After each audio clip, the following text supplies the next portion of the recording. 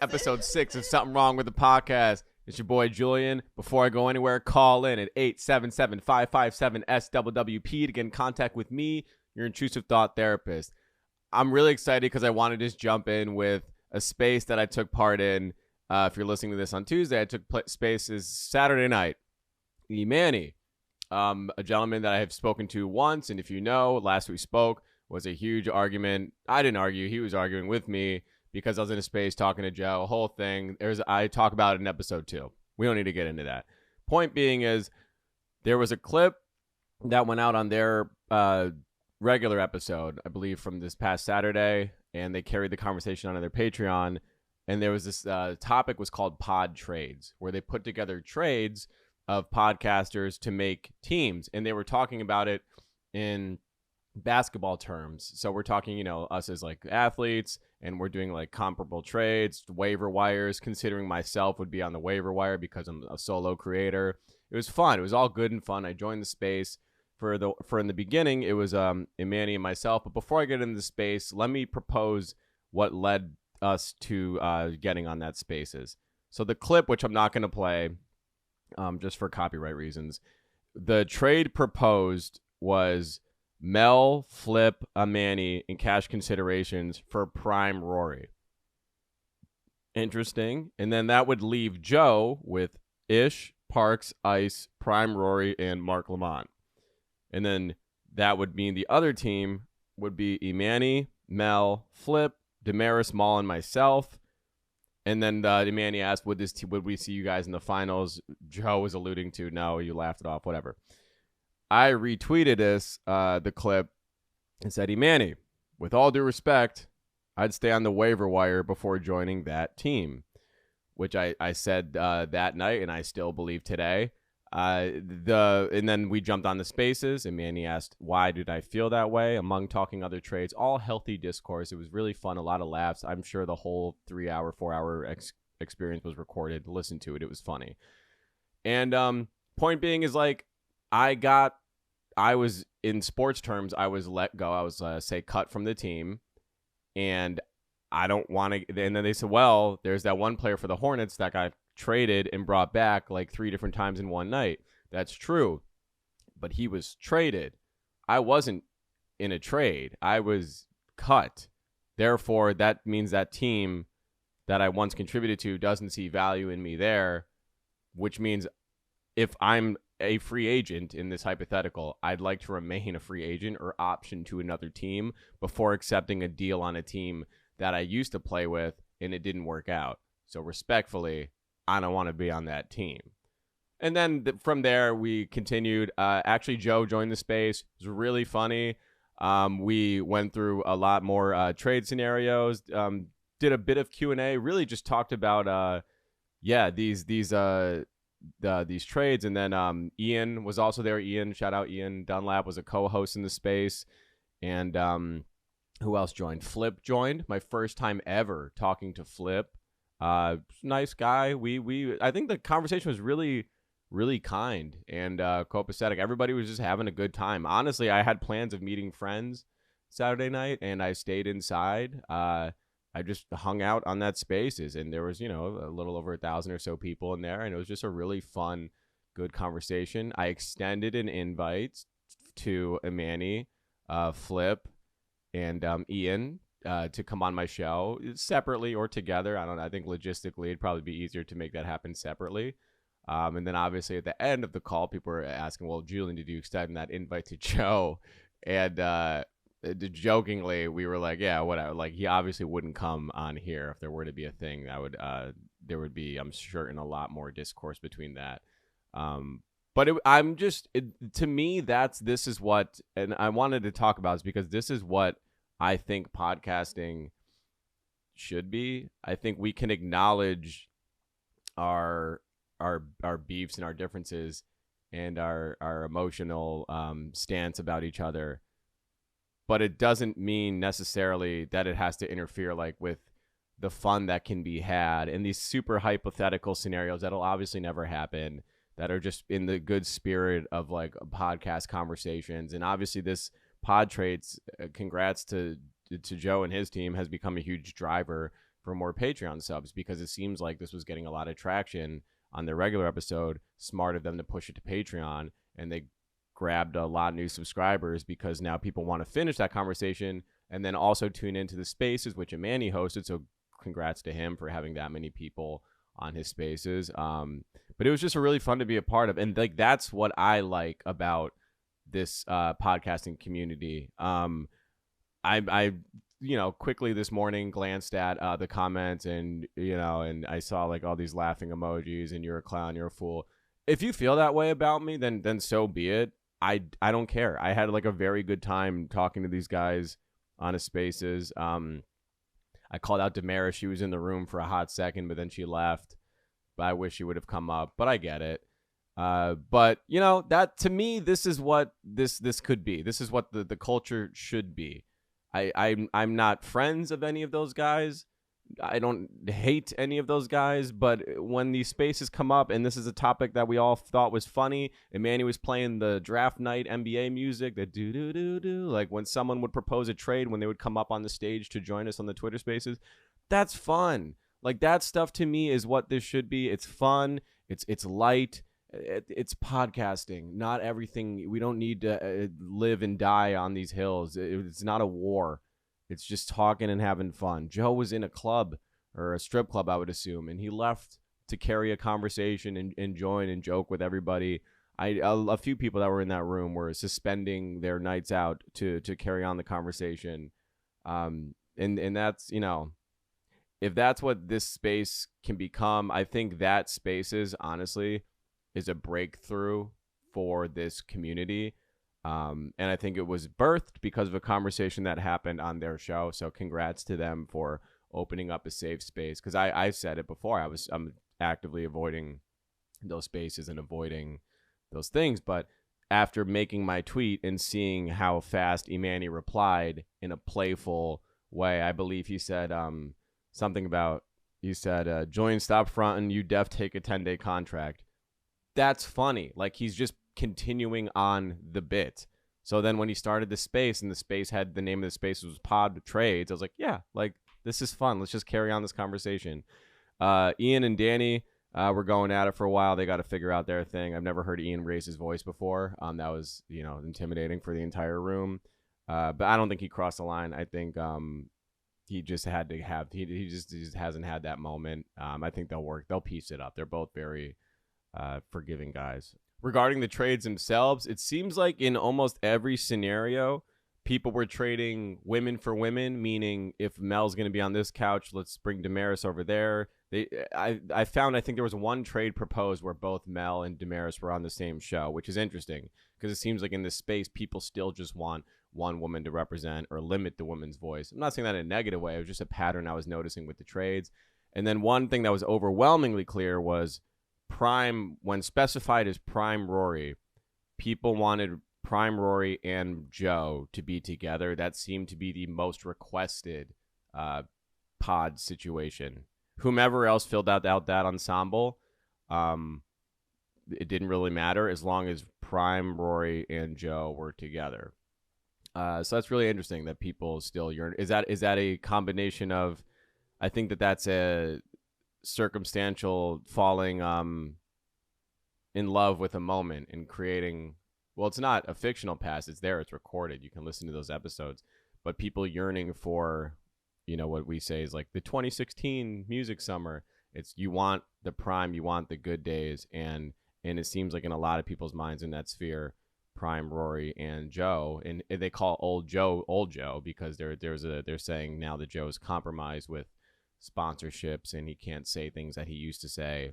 It seems like both versions of those guys are no longer who they used to be, but there's still a demand for them to be together. So we'll see. Anyway, let's carry on. Let's get into some music. There's never a bad day to be a Cole fan, because when you're a Cole fan, at least you have your integrity and your morals at all times. No matter what's going on in the world, no matter what's going on in the hip-hop circle, I can rest easy at night knowing that my king chose his safety and his mental health over some frivolous nonsense. a crown that'll never be solidified, a metaphorical title that we just deem to toss around carelessly. But that doesn't mean we're never not working.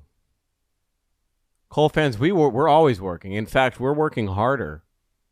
In fact, I would argue we work harder than most.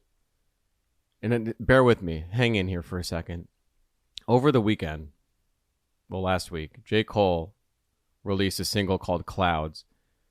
Now, if we're referring to which cloud in particular, I would say I'm on cloud 9 after this one. Here's why. And I'm projecting a little insight here. I know some things. I'm not saying this is fact. It may not be true. Cole's birthday recently happened, January 28th, very public affair. I know for a fact he went on a trip. I don't need to say where. And when Cole travels, he brings his very good friends, his family, everyone with their wives, their women's, their girlfriend. And when you're surrounding yourself with a bunch of creatives in a beautiful place, it's hard not to create when you're a creator. I'm imagining Clouds was birthed on that recent trip that they may have taken for Cole's birthday. I haven't asked anybody in particular. I was just aware of the trip. But let's assume that that's true. So they're on this trip. They're reflecting on their successes in the lives and the shape and the scope of where all these things are going, which I think follow the theme of this song. If we look at what Cole's doing here, we have he releases the song on his blog, Inevitable. Shout out to that blog. It seems like what a great investment, what a great merger of working with even.biz. Shout out to my good friend and former coworker Selena, who's killing it over at Even. The song features a Wiz sample and includes his laugh. I mean, what's more blog era than a Wiz Khalifa laugh? That ah ha ha ha. His high laugh is that of all the great lyrics and all the great words and beats and moments that have come out of the blog era. Wiz's laugh, just that little laugh, can take me back to a very specific time in my life in the best way possible. So now we have the Wiz sample. We have Cole releasing it physically on a blog. And obviously the Twitter, the internet does its thing, clips it, leaks it, puts it everywhere, as we expect. And I'm sure as he would want. And then let's look at the lyrics. Let's look at the thematic things that are following throughout this song. We're seeing Cole talking about getting older again, in light of his birthday, getting older when you're around your loved ones and surrounded by people that you care about and people that you've been working, collaborating with for decades. You're enjoying the fruits of your labor in this beautiful place, and you start thinking about your mortality. You have kids now. Your hair's not only physically getting longer, the locks that Cole has, but maybe some grays are poking in throughout the beard. You're seeing physical changes, and you're always going to feel those as well. We're seeing him talk about how the rich profit off of pain.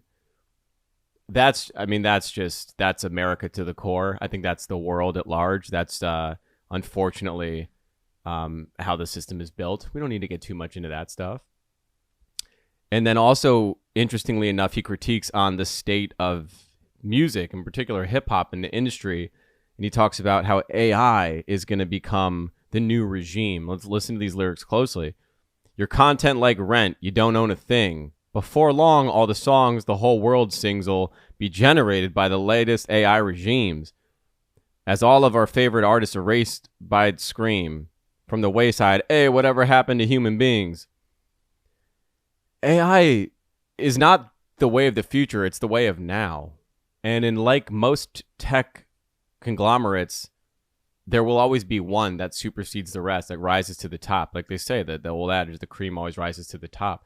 There are many AI techs in many mediums vying for that top dog position. Doesn't mean they don't exist. It just means that it hasn't cracked the surface yet to hit that mainstream demo, the way in which we can say ChatGPT has become that to so many people. That didn't mean that there weren't 20 other versions of that. That just means that was the one that rose to the top. We're in the space right now where we're seeing other AIs that, for those that are in that industry and those that are closely working in tech, know what those are. But now we're just in the space of, well, which ones are going to become the number one for this specific genre, for this specific moment, for this specific task and skill set. This first line hurt me because he said, don't buy your content like rent, you don't own a thing. I'm currently in the process. I've been living in my current space for 4 years. I'm in the process of looking to leave. I've built quite a life here and have grown quite a bit. and I just need to shake it up. I need a refresher. But in that time, I've had time to think about how much money I've poured into this, living in this space, how much I pay to hear these sirens that you can probably hear off camera now. I'm just going to keep potting because this is my life. This is natural to me. And I mean, when you break it down, I've lived a great life in New York, but there isn't much outside of these walls that I own, that I can call my own, that I can, plant roots in and continue my lineage, which is interesting. Every time I hear lyrics like that, I always think about that. But the song is great, and I don't care where you fall in this beef. I don't even think, Cole by proxy will always be talked about in this beef, but it's nice just to have someone that no matter what's going on is putting out great music. This is not a shot at Drake or Kendrick. We can talk about the Sexy Songs album in a minute, but I'm just very happy that it seems like Cole chose the path that was best fit for him and the people that he cares about, and it seems to be paying off, not only for his personal mental health, but also for the content and the product that he's putting out. And it seems like he'll always be judged under a microscope because he is, in the metaphorical, the big three that we keep saying. But his microscope seems to be less comparative to Cole and Drake at the moment. And it just seems to be, we can look at Cole and talk about the quality of the content and his music at hand rather than feeling the urge to strike someone else down or talk down about another artist to make ourselves feel good about the person that we champion. And I'm really happy that Cole's in that space, because the divisiveness with the Kendrick and Drake stuff right now is really disgusting, and I'm so over it. And if you're someone that has been kicking Cole's back in for nearly almost a year now, sucks to be you. You deserve, you reap what you sow. You're loud. If you've been tweeting, if you've been screaming online, on Twitter, into a microphone, into text groups, in meetings or wherever, and you're just constantly shitting on Cole, this is what you get. I mean, you're just going to get good music, and it's going to be hard to pretend like you don't like it every time you hear it. It's going to be hard to give a shit as if this big three thing has any weight or matter at all in these guys' lives. But as a fan, I'm so excited to get music like this and to hear what happens next. And the little bit of insight I have, it just sounds like there's a lot of amazing things coming out of that camp, and they're highly focused on quality, and they're not caught up in the fodder that has seemingly consumed hip hop over the last year. I do want to give a shout out. My brother Diesel did produce. He's had production credit, him, Omen as well. Shout out to Omen. And Cole said he worked on this a little bit too. Diesel in particular, a very good friend of mine. He is Canadian, funny enough. Canada's got a lot of talent. Diesel is an incredible Canadian producer, and I will put up here on the screen I did one of my long captions on my Invisible Lens Instagram, which I have seemingly abandoned for the time being. I've been very busy. I'm going to get back to my writing bag. But Diesel is, everything I say about him is true and remains true, and this song is just another notch on his very illustrious career as a producer. So shout out to that whole team. I love everybody over there, and keep doing what you do, because as a friend, I'm super proud of you, and as a fan, I'm in love and enamored by nearly every piece of music or any piece of content that you guys create. Let's pivot. Let's get into the more messy side of things. Drake and PND's album, Sexy Song something, whatever it is, the three money signs. I did have a Instagram, YouTube live, which I went more in depth on, a live stream, which is on my YouTube page, and I encourage you to check it out because that was my raw, real-time reaction to it. I have a few songs on it that I like, and I will pull up here. The best one to me is the record with Yebba. That one record, it's called Die Trying. Great song. I love Die Trying. Give Me a Hug is solid. I know that's the one that was getting the headlines. That's the one where he kind of pokes the most at the Kendrick bear. And I feel bad because there are other songs in here that I like. Admittedly, I haven't listened to it in a week or so, but I'm not trying to poo-poo it. I feel like this would have gone crazy, or this would have hit in like 2015, 14, in that era. the PND sound, the tough thing with creating a sound, and not creating a genre, but creating a sound within a genre, is when it hits hard, and people are in love with obviously the person that started that sound, and they crave more from that artist. But when the dust settles, and now say we're looking at over a decade since those early PND projects came out, I think people are conditioned to this sound. And like most things they want from their artists, they want them to grow, they want them to evolve, they want them to change. And it seems like that hasn't happened so much for PND. And I'm not saying that doesn't mean he's putting out bad music, because I loved Party Mobile. I loved PND 3. I think there was like one of the recent projects I wasn't a big fan of. But more or less, he's batting a high percentage in my book for my personal taste. But I think this album's super safe. I think Drake has the protection of hiding behind the sound and the aesthetic of PND. He doesn't have to challenge himself. He just fell within the comfort zone, which is fine, which is great. The raps sounded pretty good. The raps were good. A lot of these slower records, like the PND's talking about, I'm hitting it from the back and I'm staring at her tattoo of another man. Why isn't that my name on your ass? Maybe I'm lame. That stuff doesn't do it for me. I don't care. The celibacy that record doesn't, not celibacy as a practice, but celibacy, the record doesn't do it for me either. Yeah, they were just, the misses to me were misses, but I would say there are 3-4 songs in here that they'll get added to like playlists and in my rotation. But the day this came out, I was actually running a lot of errands. I had this on replay, so I really am not familiar, admittedly, with the names of the records. I was just having it loop the album straight through, and it's an easy listen when you're doing errands, like when you're cleaning the house. That day was Valentine's Day. I ended up buying a bunch of flowers and making some small bouquets in my apartment. I'm cutting flowers, listening to this album in the back, hearing these guys croon about, women that they want to fuck but they can't, and she's in a healthy relationship and they're mad at her because she has found love. But what about us? It could have been us. It should have been us at the diner at the CN Tower with the rotating thing and the lights, and what color is it? Is it purple? I like purple. I'm an owl. All that's it's cool. Like, it's cute. Maybe it's just not for me anymore. Maybe I've just aged out of it, or maybe I'm just numb to that sound at this point. From what I know on the OVO operative side of things, because I have little birdies everywhere, Drake, this is a feeler project. Drake has more coming, and it will be more of what people are more interested in. It'll be more of the rap. I think Give Me a Hug is a nice taste. The way in which, like, honestly, Nevermind had that Jimmy Cooks record with him in 21 that became a really big record. It's like, oh shit, he rapping. I think that's what Give Me a Hug was. Give Me a Hug was a litmus test to do a little temp check and say, hey, boom, twerking with the dictionary. Like, all those like little subtle things that he was saying.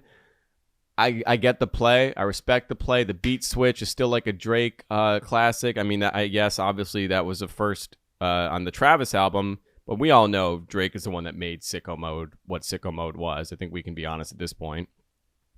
So hearing him utilize the beat switch again, hearing him on the same record telling girls to stop twerking, but the first half of that record is him like begging for a hug. Like, it's all of Drake's. That was Drake symbolism. That was just him in one bag. It was just, if you could put a cocoon around his career, it's him crying to get a hug from a stripper and wanting love and attention, to then a beat switch and him rapping his ass off and getting in rappers' asses and just barring down people and talking that greasy shit.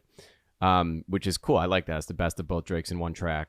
When I first heard it, I thought it was a different song. I thought the song had ended and it had gone to the next one, kind of the way in which most of us probably thought Sicko Mode was.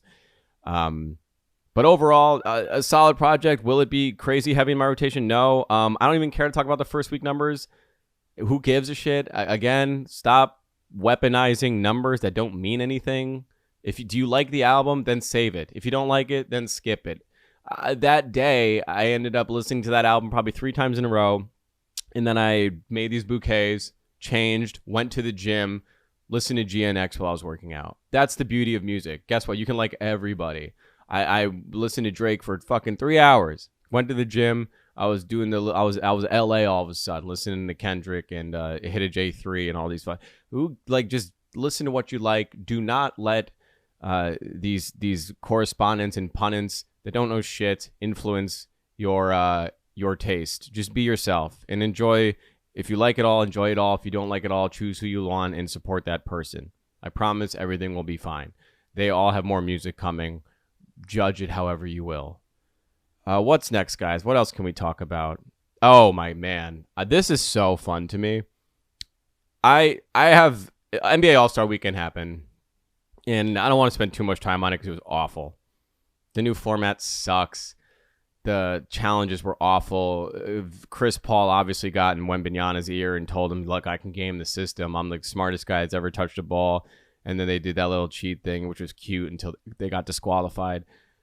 The chaos of the NBA All-Star Week, they need to figure it out because the league is bad. The league is not, the product's trash. It's hero ball. It's three-point ball. The Celtics are the best team in the league, but they average more than half their shots are three-pointers. We don't need to get into the nitty-gritty of it. I could talk basketball all day. There's this new series that came out about the Olympic team. I believe it's on Netflix. And like most things, when Anthony Edwards is involved, he is the star. Whenever he's in front of the camera, he's the runaway superstar. And there's an amazing video of him going around with Obama, going to Obama and referring to himself as the truth. And then you see LeBron and Katie and all these other vets just staring at Ant like, oh no, what's this dude about to say? Why is he doing this? Why is Ant so abrasive? Why is he so... These are the people that the league needs. These are the people that Anthony Edwards is the kind of guy, if I'm a kid and I see him do that, that guy by default becomes my hero, becomes my idol. And this is when I was younger. The same things I thought about Kanye, when you'd hear the early stories of Kanye kicking in the door at record labels and playing his records and making executives like force feeding them his records. And even when they said no, he's like, fuck it, I'll do it on my own. To me, Anthony Edwards is that of the NBA because Anthony Edwards, if you're a kid and you're seeing him talk to the president, a former president in that way, you're like, there's no way. You want your heroes to be like so unobtainable and seem so far beyond like breaking social structure, breaking decorum, and like just the rules that come with talking to someone, a former United States president. Ant just meets him and just immediately just treats him like you're talking outside the park on a ball. I'm the truth. Joel Embiid saying, yeah, he's good, he's okay. No, I'm the truth. That's the kind of person you want to look up to. That's the kind of person you idolize. I think the NBA has the talent and has the people, has the chips that they need to get ratings back up. It's not a lack of quality of players. It's just the style of play is ass. But you have people like Ja Morant. You have people like Anthony Edwards. You have even like these young guys. Like you have Victor Wembanyama.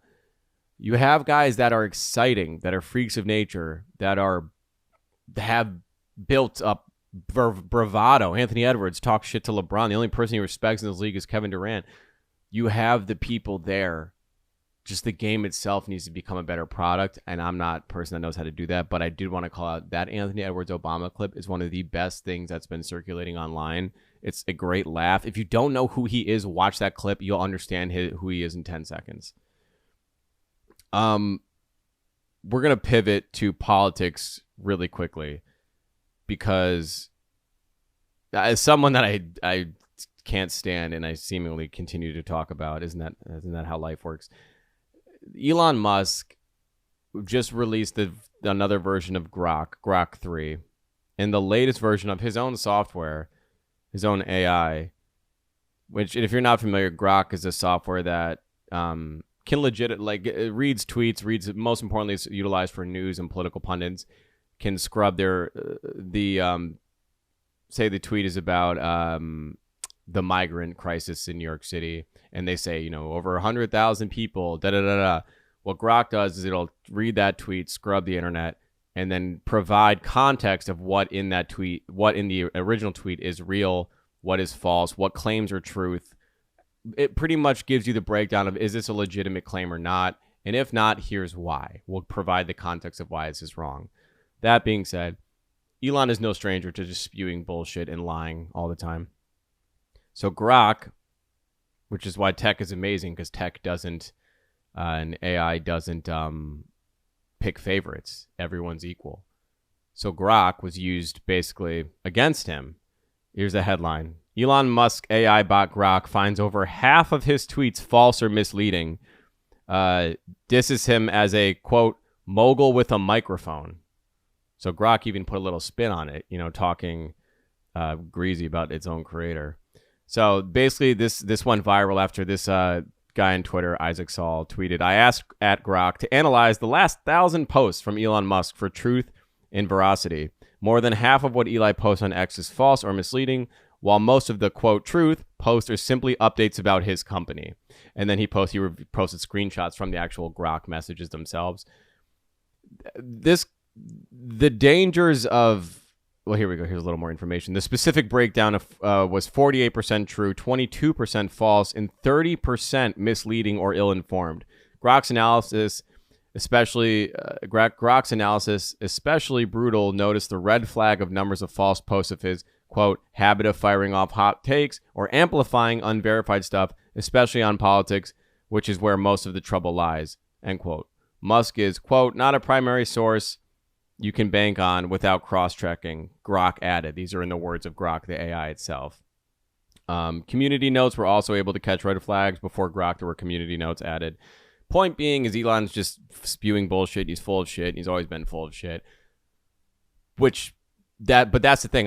That's who he is. But the problem is the person that he is now has access to and is standing in the White House and has a microphone in the Oval Office and is speaking to the American people, an unelected person. Elon is not an elected official. He's just an advisor. And he is standing in the Oval Office with his kid. He's in this, breaking dress code, and he's all black with the black dark-winged duck MAGA, whatever the hell he says. And he's speaking on behalf of Trump, who's sitting at the desk. And he's becoming quite literally his mouthpiece. And I really want to hang up and suspend my political affiliations aside and my preference for people in politics. Just optically, you don't even have to care about politics or understand what's going on currently politically to understand that the image of a man that's not an elected official speaking from the highest point of office with next to the highest man appointed in the land as a mouthpiece, that's not good. That's a really, really bad look. And that shows that our system, it's fractured. There's a chink in the armor, because why isn't Trump the man leading these press conferences? Why isn't Trump? And also, it's not like we're talking about a lame duck president. It's not like we're talking about Joe Biden, who could barely muster up. We're not doing that. Trump's coherent, seemingly. He could speak. They're all jacked up on a cocktail of drugs. But point is, Trump's cocktail is fucking fantastic. He's there. He's all there. And he's still deferring to a man that clearly has a ketamine drip or something just hooked up to his chest. That is, I mean, did you guys see Elon Musk with the chainsaw at CPAC? I mean, what was that about? What is that? This is not a man that has all of his mental faculties. He's wearing black sunglasses. He's got the MAGA Darkwing hat again, like what looks like a band T-shirt under a peacoat with a red chainsaw. There's like one or two circumstances where a chainsaw is appropriate, like if you're working on a lumber yard, or if you're in your backyard chopping some trees, or or if you're at the circus and you're one of those like 1 in 10 people that can juggle chainsaws. Outside of those settings, why is a chainsaw at a conference? CPAC is a conservative political action conference. Why is a chainsaw on the rider? This man is not stable. He's not okay.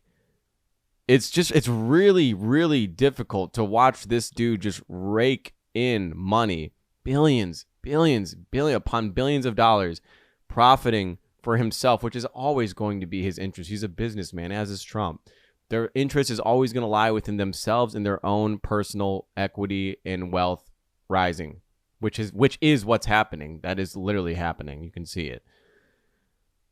But it's dangerous when Elon used to be a funny never really funny, but just like a quirky techie guy in the background. But now it seems like his new mission statement is to be liked and to be cool. And I think the problem is because Trump has given him so much grace and so much power to even speak on his behalf, that we'll see in the primaries. I think this could shoot Trump in the foot. I think left and right sides of the political spectrum do not like Elon. Very few people like Elon. And I think Trump, as the cutthroat businessman that he is, talking about the Apprentice days in particular on TV, he'll fire him or demote him to a more restricted position where he is less vocal and less camera facing and less public forward. And I think that's a conversation that needs to happen soon. I think it's a conversation that will happen. I think politics are always polling. They will always have new data. They'll always have new political trends and favorability charts. And I think when Trump's favorability begins to dip, it will be because it will be because of things that he's doing. Because a lot of stuff that he's doing is rubbing a lot of people the wrong way. But I think it'll also have to do in part with Elon being this person that he's continuing to put in these positions. I don't think Elon speaks on behalf of the demo that loves Trump. Elon's let's just try, like he's a South African. He's not even American. He's not American. He's a billionaire. Like he's everything. He's the embodiment of everything that a true blue blood American hates. So I think there was enough of a pass for them to back him because Trump said they should back him and give him the okay. But I think now seeing all these things and seeing how Elon's clearly on some chemical, he can barely speak. That video of him doing the interview at CPAC, I want to be a living meme. He's lost himself. He's chasing celebrity, which is a dangerous drug in itself because that's a high that'll never wear off or go away, in the sense that you can't cap it. There's always more to gain. There's always more to be known or loved for. And I think that's going to be the thing that ultimately is what brings him down, is that drug. So we'll see. I'm monitoring this stuff very closely. I think it's extremely interesting, and I think the man that Trump is, he will, when it matters, decide to pull the plug on his relationship with Elon. Do not be shocked if and when that happens, because I think it's inevitable. I think Elon's already done a lot that a lot of people didn't approve of. The handling of Vivek, basically just boxing him out of the picture once he realized a little bit of pushback, and all the other people that Elon is seemingly clipping their wings to continue to soar for himself. So let's keep a close eye on that. All right, it's that time of the episode. Let's get into some voicemails. Reminder, call 877-557-SWWP to get in contact with me, your intrusive thought therapist.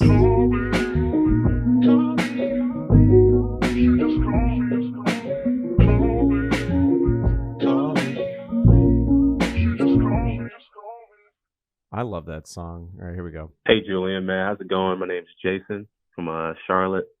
So basically, I'm 28 years old. Shout out Charlotte. Shout out Clay. I have a great career. I'm a software engineer for a big bank. I'm very fortunate to be working for the company for 5 years, and so, but I'm looking for a move.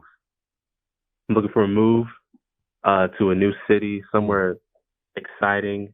And I know you used to live in Chicago. Chicago is one of the cities that I've wanted to move to. True. Or DC.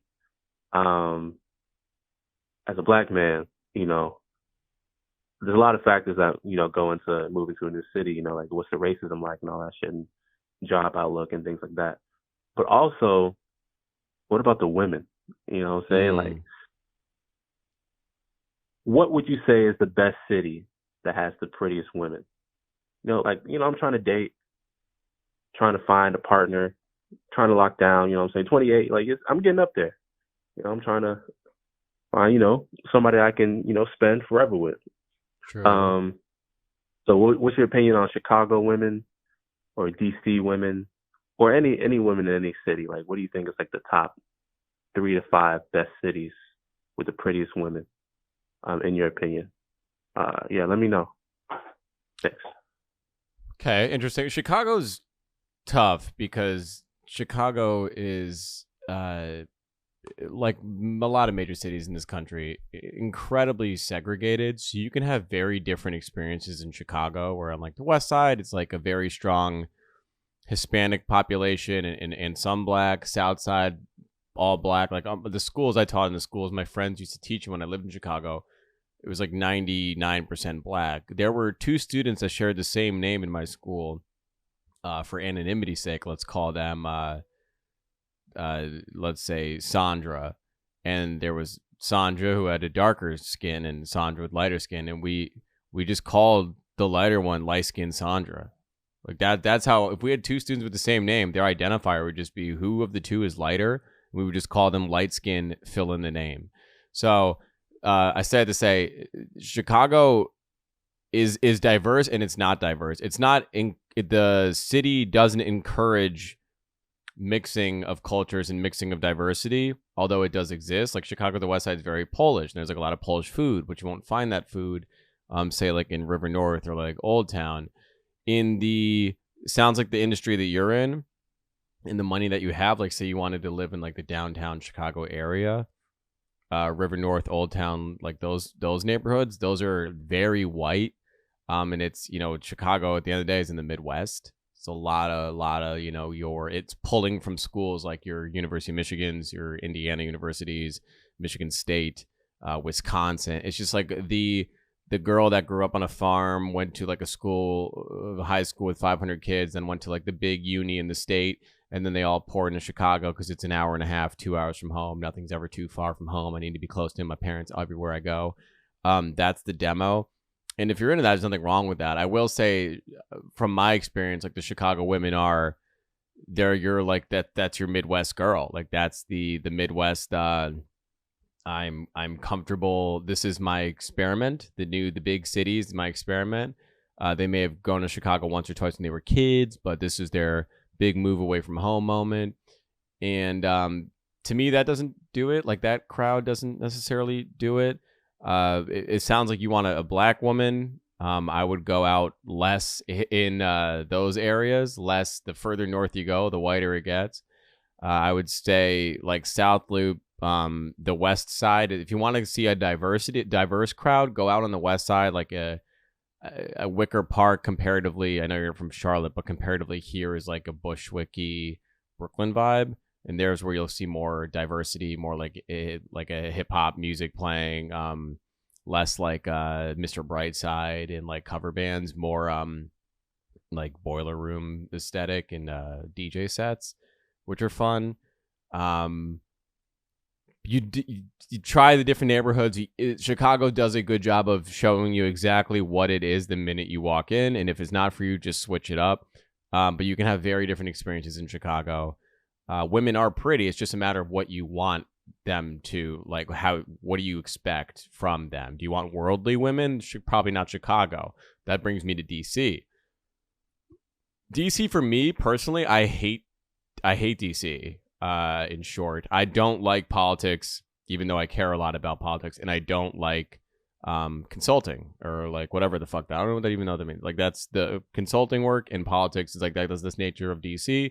It's also DC is extremely transient, meaning no one ever lives there for more than like 2 or 3 years. It's like a revolving door. Everyone works for the government. If you're working with a government official and they lose, you go back home or you move to another country or you rinse and repeat and try another official. Your work in DC is your life, and that scares me with the people in DC because those are conversations, those are sensitive topics, and those are things that I don't care to talk about with a lot of people.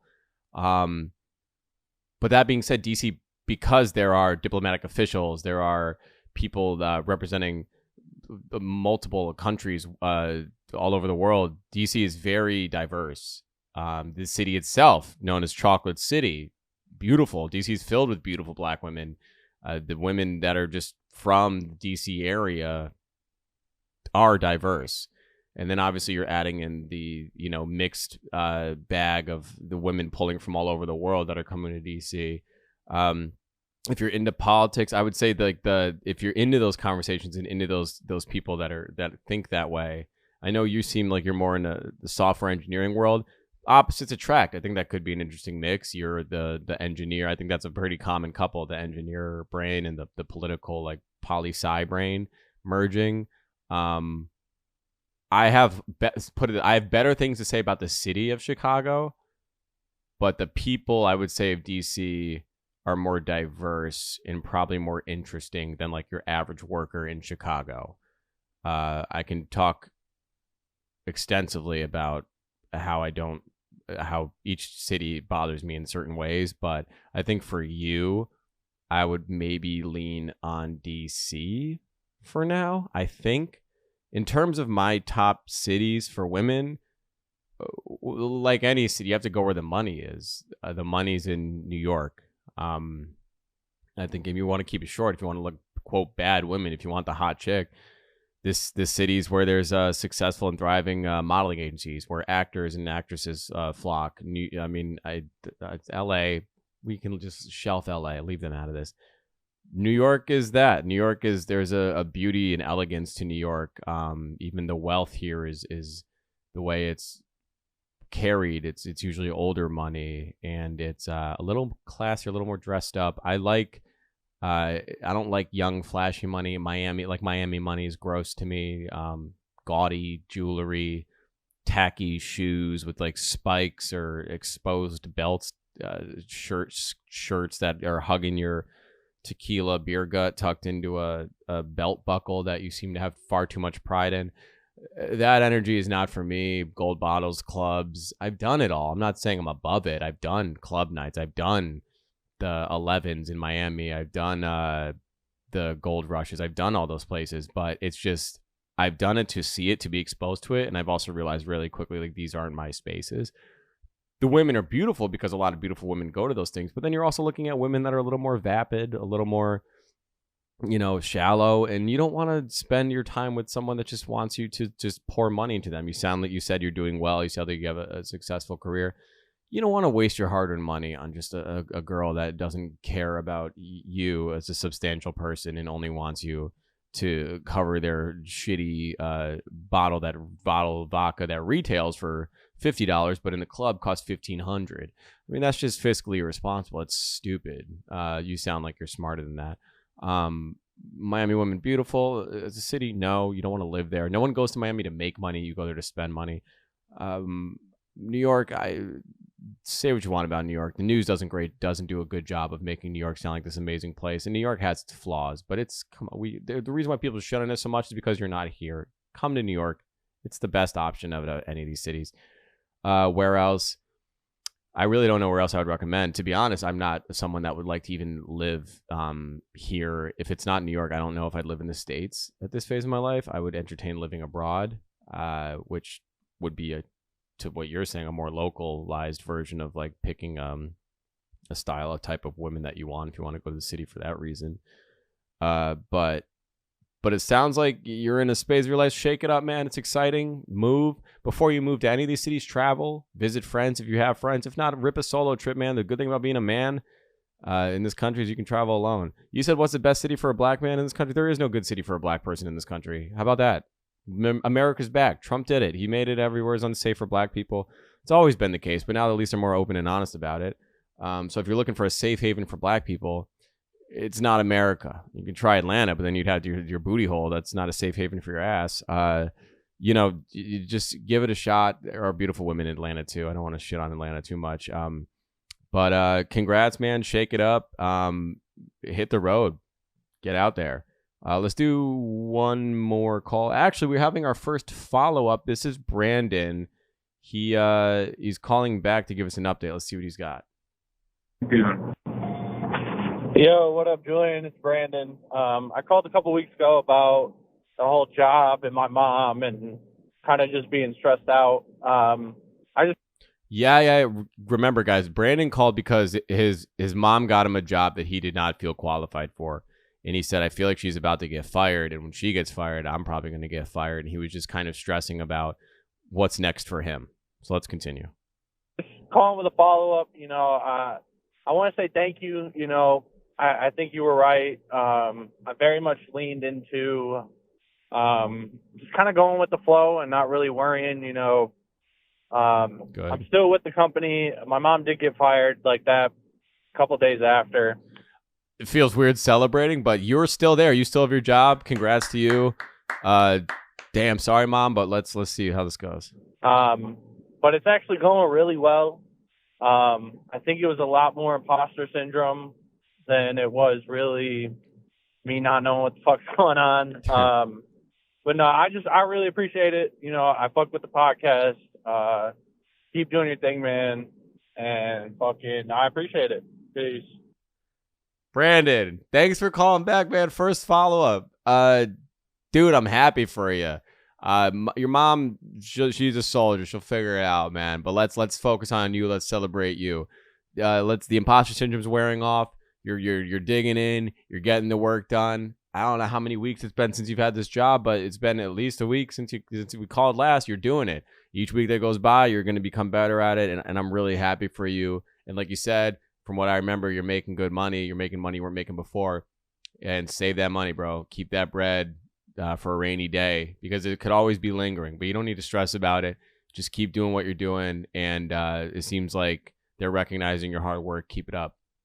Awesome, guys. Well, shit. Thank you, everybody. It's week 6. We're approaching almost 2 months of the show. I'm in a much better place. I'll give you an update on my life to some extent. I'm in a much better place mentally. I have kind of rid myself and cleansed my timeline. I've spent quite a bit of time muting certain pages and creators on my account, not out of disrespect, but just in terms of just like protecting my mental faculties and my peace.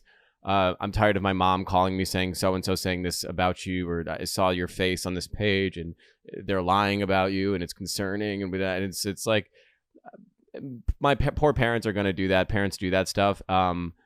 But I don't care. So, you know what I mean? Like I'm over a lot of this stuff. So I'm just happy to create and make more content that is focused on the stuff I want to talk about, and have an audience and create a community of people that care about the things I have to say and care about each other. So let's just continue to do that.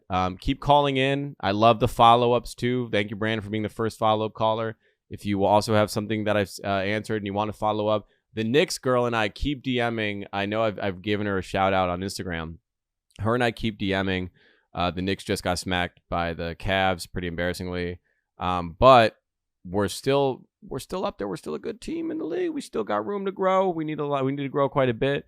But her and I have been messaging quite a bit. I plan on going to a Knicks game. By the time this episode comes out, I'll probably be there tomorrow at the Garden on against the 76ers. Fuck Philly, you know how that goes. Appreciate y'all, and let's keep rocking, guys. Have a great week. I'll see you throughout the week. I'm going to try to do another live stream. I've been very busy about some stuff I don't want to talk about. I don't want to make public, but I just know I've been busy, and I'm working a lot. Peace. Something wrong with the pussy.